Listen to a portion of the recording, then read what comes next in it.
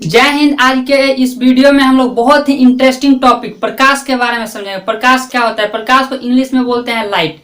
इससे जुड़ी घटना जैसे अपवर्तन, परावर्तन, प्रकीर्णन, ध्रुवण, इन सारी घटनाओं को एक एक करके समझेंगे। सबसे पहले प्रकाश होता क्या है? प्रकाश एक प्रकार की ऊर्जा है जिसकी उपस्थिति में हम किसी वस्तु को देख सकते हैं। अगर प्रकाश नहीं हुआ तो हम किसी भी वस्तु को नहीं देख सकते। जैसे आप हमें देख रहे हैं, कैसे? प्रकाश है तभी देख पा रहे हैं। अगर प्रकाश नहीं होगा तो आप हमको नहीं देख पाइएगा। अब प्रकाश में दो चीज होती है, प्रकाश कण भी है, प्रकाश तरंग भी है। न्यूटन के अनुसार प्रकाश कण है, हाइजेन के अनुसार प्रकाश क्या है? तरंग है। न्यूटन के अनुसार प्रकाश क्या है? कण है। और हाइजेन के अनुसार प्रकाश क्या है? तरंग है। देखिए, प्रकाश की कण वाली गुण कैसे प्रूफ हुई? प्रकाश की कण वाली गुण फोटो इलेक्ट्रिक इफेक्ट से प्रूफ हुई। जो हम लोग सोलर पैनल यूज करते हैं, सोलर पैनल और बैटरी, उस पे क्या प्रकाश आती है जिसके कारण उसमें से इलेक्ट्रॉन निकलता है। इलेक्ट्रॉन निकलने से क्या हमको चार्ज मिलता है। इस प्रकार हम लोग प्रकाश की कण वाली प्रॉपर्टी जो है वो प्रूफ होती है। और हाइजेन के अनुसार प्रकाश क्या है? तरंग है। अब हम लोग समझते हैं, यहाँ पे लिखा हुआ है कि एक प्रकार की ऊर्जा है। प्रकाश एक प्रकार की क्या है? ऊर्जा है जिसकी उपस्थिति में हम किसी वस्तु को देख पाते हैं। कण की प्रकृति कौन बताए थे? न्यूटन। और तरंग की प्रकृति कौन बताए थे? हाइजेन। अब समझते हैं प्रकाश की चाल। प्रकाश की चाल जैसे हम लोग चलते हैं तो हमारी चाल, वैसे ही प्रकाश किस स्पीड से चलती है उसको बोलते हैं प्रकाश की चाल। प्रकाश की चाल सबसे ज्यादा निर्वात में होती है। प्रकाश की चाल सबसे ज्यादा कहाँ होती है? निर्वात में, फिर द्रव में, फिर ठोस में। जैसे हवा में प्रकाश चलती है, सूर्य से प्रकाश आती है तो हवा से चल के आती है। जैसे पानी है, पानी में हम लोग अगर टॉर्च जलाते हैं तो उसमें भी प्रकाश गमन करते हैं, लेकिन स्पीड उसकी क्या होती है? कम होती है। और ठोस में लगभग नहीं होते। जैसे दीवार के आर पार क्या हम देख सकते हैं? नहीं देख सकते हैं। और प्रकाश भी आर पार नहीं जा सकती है। एक पॉइंट आता है कि प्रकाश की चाल जो होती है निर्वात में कितनी होती है? निर्वात में प्रकाश की चाल 3 × 10⁸ मीटर प्रति सेकंड होती है। 3 × 10⁸ मीटर प्रति सेकंड। इसको अगर किलोमीटर में हम लोग बताएंगे तो 3 × 10⁵ किलोमीटर प्रति सेकंड, मतलब 3 लाख किलोमीटर प्रति सेकंड। सोच लीजिए कि प्रकाश की चाल कितनी होती है। हम लोग की चाल कहीं जाते हैं बाइक से तो 100 हो जाती है तो कितनी लगता है कि उड़ गए हवा में। प्रकाश की चाल सोचिए 3 लाख किलोमीटर प्रति सेकंड। आप इमेजिन कर सकते हैं कि सूर्य हम लोगों से इतनी दूर है, फिर भी हम लोगों के पास उसकी किरण 8 मिनट कुछ सेकंड में हम लोग के पास आ जाती है। इस प्रकार आप समझ सकते हैं कि प्रकाश की चाल कितनी होती है। अब हम लोग समझते हैं कि प्रकाश की परावर्तन क्या होती है। प्रकाश की परावर्तन, जब किसी सतह से कोई किरण टकरा कर वापस चली जाती है, जब किसी सतह से कोई किरण टकरा कर वापस चली जाती है तो इसको बोलते हैं प्रकाश की परावर्तन। प्रकाश की परावर्तन में कुछ टर्म होती है। जैसे जो किरण आ रही है उसको बोलते हैं आपतित किरण। जो किरण आ रही है उसको बोलते हैं आपतित किरण। जो किरण लौट के जा रही है, जो किरण लौट के टकराने के बाद लौट के जा रही है उसको बोलते हैं परावर्तित किरण। जो किरण आ रही है आपतित किरण, जो लौट के जा रही है उसको बोलते हैं परावर्तित किरण। और जो किरण आ रही है आपतित, जा रही है परावर्तित। इतना समझ में आ गया? अब एक होता है जैसे यह सतह हो गया, इस पे कोई किरण आई तो इसको क्या बोलेंगे? आपतित किरण। यहां से टकरा कर लौट के चली गई, इसको क्या बोलेंगे? परावर्तित किरण। और एक बीच में जहां पे ये पॉइंट कटता है, जहां से ये किरण परावर्तित होती है, वहां पे एक लाइन डालते हैं जिसको बोलते हैं अभिलंब। इस लाइन को क्या बोलते हैं? अभिलंब। तो समझिए, जहां सतह से टकराई और जहां से टकरा के वापस गई उस लाइन पर एक परपेंडिकुलर डालते हैं जिसको बोलते हैं अभिलंब। परपेंडिकुलर, अभिलंब। तो देखिए यहाँ पे आपतित किरण, परावर्तित किरण, और यहाँ पॉइंट पे टकराई तो यहाँ पे एक लाइन डाल दिया अभिलंब। इतना समझ में आया? आपतित किरण, परावर्तित किरण, अभिलंब। अब आपतित किरण और अभिलंब के बीच के कोण को बोलते हैं आपतन कोण।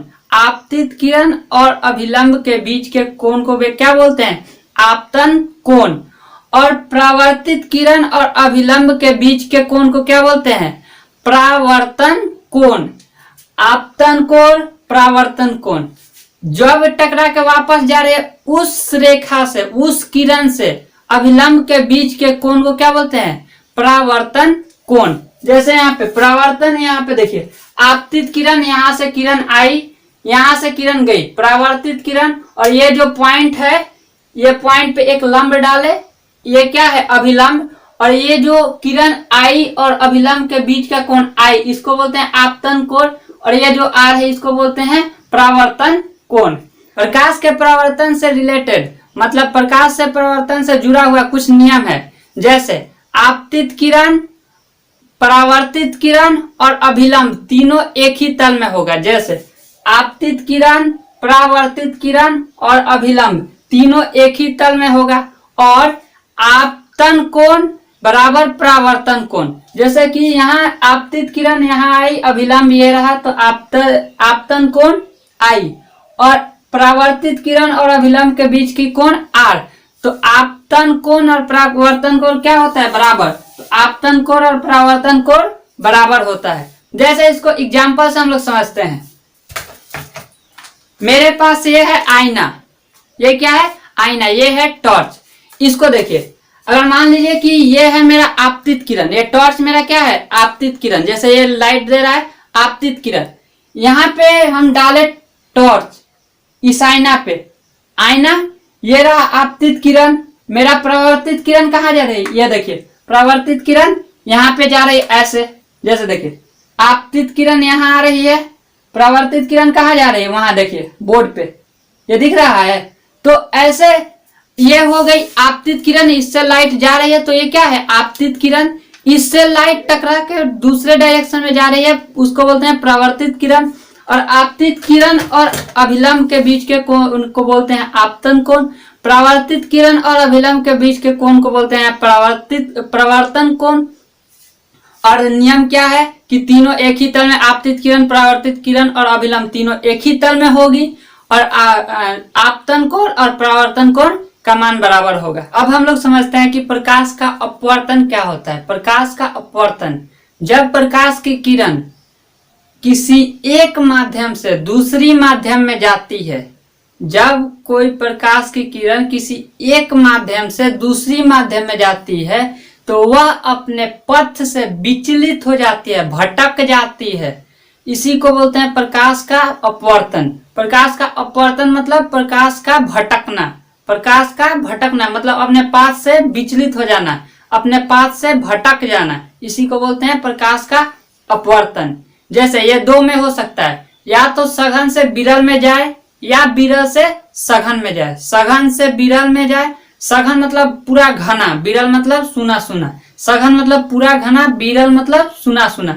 तो जब प्रकाश की किरण सघन से विरल में जाती है तो वह अभिलंब से दूर हो जाती है, और जब विरल से सघन में जाती है तो यह अभिलंब के करीब आ जाती है। ये हम समझते हैं। देखिए इसमें क्या होती है, प्रकाश के अपवर्तन में ही जैसे प्रकाश के परावर्तन में आपतित किरण, परावर्तित किरण होती थी, इसमें भी सेम होती है। जो किरण आती है उसको बोलते हैं आपतित किरण। जो किरण अपनी मार्ग भटक जाती है, जैसे सघन से विरल में गई और अपनी मार्ग भटक गई, उसको बोलते हैं अपवर्तित किरण। और इसमें भी अभिलंब और आपतित किरण के बीच के कोण को बोलते हैं आपतन कोण, और अभिलंब और अपवर्तित किरण के बीच के कोण को बोलते हैं अपवर्तन कोण। कौन कोण? अपवर्तन कोण। यहाँ पे समझते हैं, ये आपतित किरण, ये हम लोग का माध्यम कौन है? सघन। जा किस में रही है? विरल में। सघन से विरल में जाती है तो क्या होता है, वह अभिलंब से दूर मुड़ जाती है। देखिए ये आपतित किरण, ये रहा अभिलंब, और ये रहा हम लोग का कोण, तो आपतन कोण। आपतन कोण ये रहा अभिलंब, ये रही अपवर्तित किरण। देखिए ये जो किरण जा रही है उसको जाना चाहिए था ऐसे सीधे, लेकिन गई कैसे? ऐसे, अपना पाथ बदल दी, अपने पथ से भटक गई, अपने पथ से विचलित हो गई। तो यहाँ पे जो अभिलंब और अपवर्तित किरण के बीच का कोण है, अभिलंब और अपवर्तित किरण के बीच का कोण है, इसको बोलते हैं अपवर्तन कोण। कौन कौन?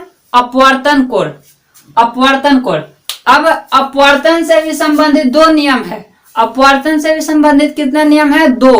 पहला नियम, आपतित किरण, अपवर्तित किरण और आपतन बिंदु पर डाला गया लंब तीनों एक ही तल में होगा। आपतित किरण, अपवर्तित किरण, आपतन बिंदु, यही ना है, इस पे डाला गया लंब तीनों एक ही तल में है।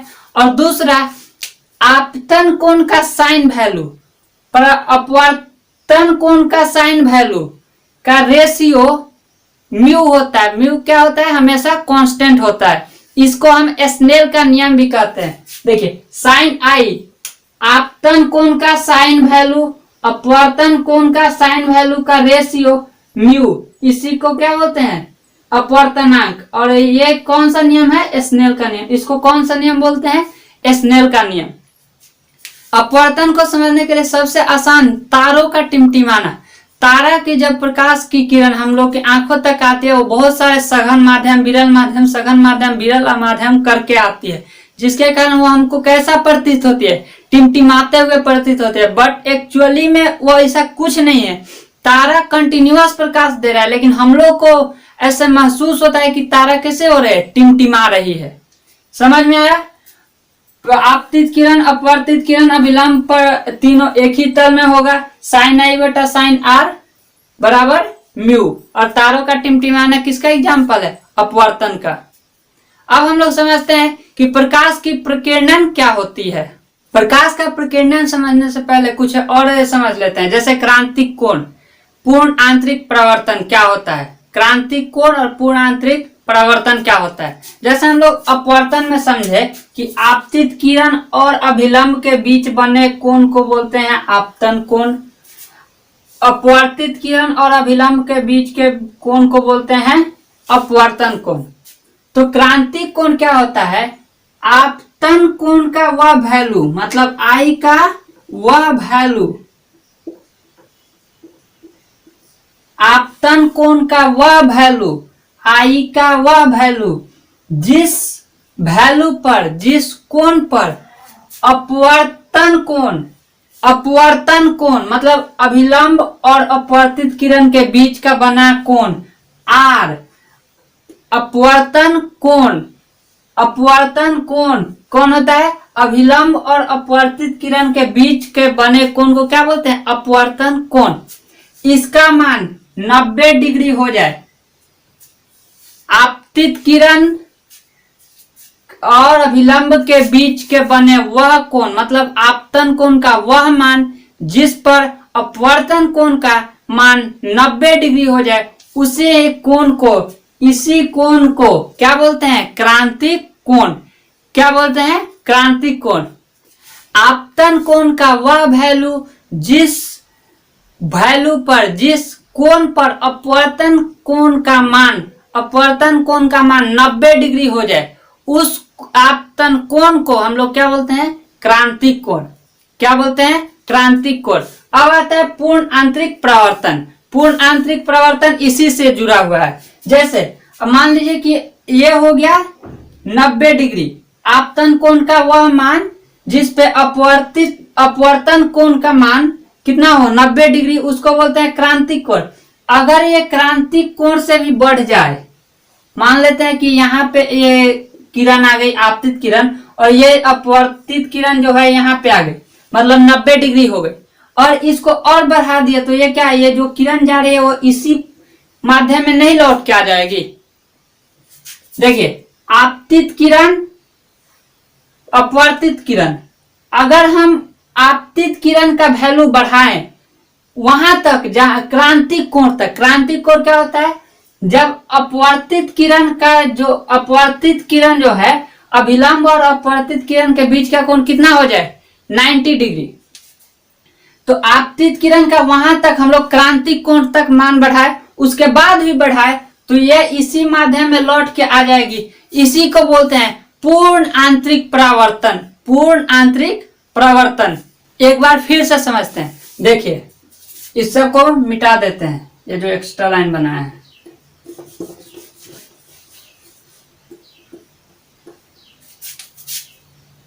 देखिए, हम क्या बताए कि आपतन कोण का वह वैल्यू जिस कोण पे अपवर्तन कोण का मान 90 डिग्री हो जाए।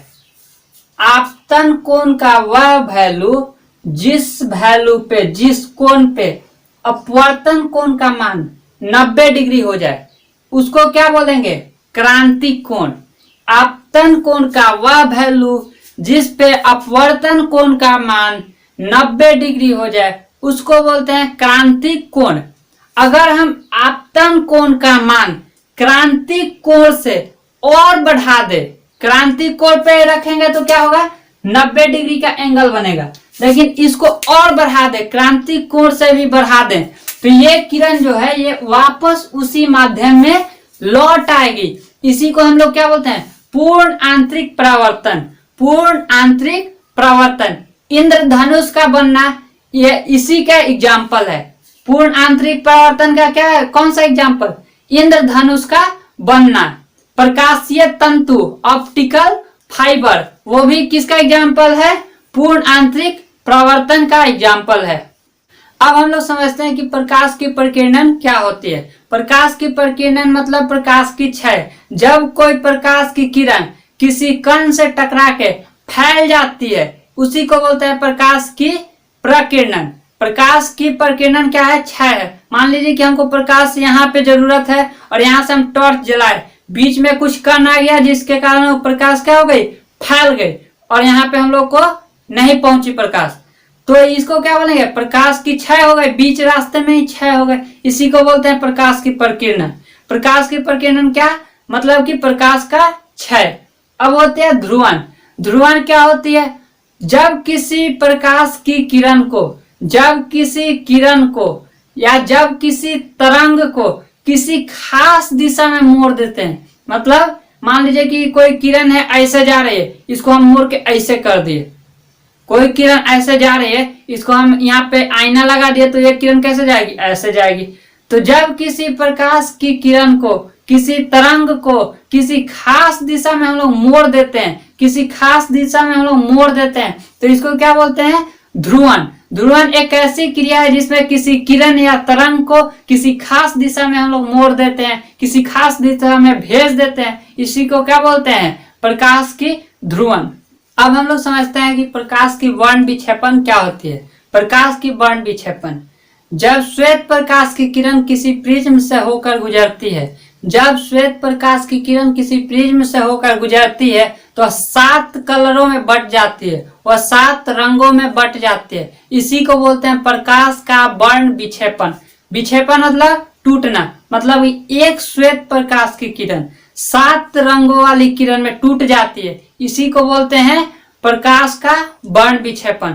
प्रकाश के वर्ण विक्षेपण का कुछ क्रम ऐसे होते हैं: बैनिया हापीनाला, बैगनी, नीला, आसमानी, हरा, पीला, नारंगी, लाल। बैनिया हापीनाला ये एक ट्रिक है। जैसे देखिए, श्वेत प्रकाश की किरण यहाँ से प्रिज्म से गई, ये हम लोग का प्रिज्म है, प्रिज्म से गई तो लाल, नारंगी, पीला, हरा, आसमानी, नीला, बैगनी इस क्रम में टूट जाती है, जिसमें सबसे कम जो वर्ण विक्षेपित होता है वह लाल का होता है और सबसे ज्यादा जो होता है वो बैगनी का होता है। वर्ण विक्षेपित मतलब कि इधर उधर जाता है। वर्ण विक्षेपण, श्वेत प्रकाश जब प्रिज्म से गुजारते हैं तो वह 7 रंगों में विभक्त हो जाता है, विक्षेपित हो जाता है, जिसका क्रम क्या है? लाल, नारंगी, पीला, हरा, आसमानी, नीला, बैगनी।